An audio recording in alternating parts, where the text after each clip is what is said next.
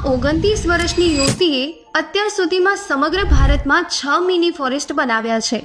ભોપાલની સાક્ષી ભારદ્વાજને મળો, જેમને બાગકામના શોખે તેમને આત્મનિર્ભર જ નથી બનાવ્યા, પણ ભોપાલની સાથે સાથે દિલ્હી અને ઇન્દોર જેવા શહેરોને પણ હરિયાળીમાં ફેરવી દીધા.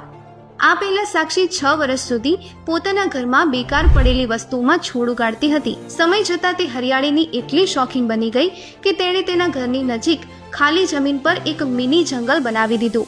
આ મિની ફોરેસ્ટ ભોપાલમાં ઓક્સિજન બેંકના નામથી એટલું પ્રખ્યાત થઈ ગયું કે તેને જોવા માટે દૂર દૂરથી લોકો આવવા લાગ્યા. લોકો તરફથી મળેલા આ પ્રેમે તેમને શક્ય તેટલી હરિયાળી ફેલાવવા ઇન્સ્પાયર કરે છે.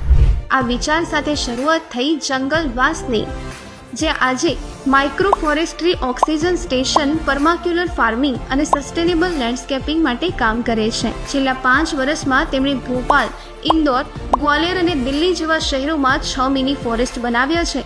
આજે સાક્ષી ભોપાલના સ્વચ્છ ભારત મિશનની બ્રાન્ડ એમ્બેસેડર છે. ગયા વર્ષે તેમણે યુનાઇટેડ નેશન ક્લાઇમેટ ચેન્જ કોન્ફરન્સમાં ભારતનું પ્રતિનિધિત્વ કર્યું હતું.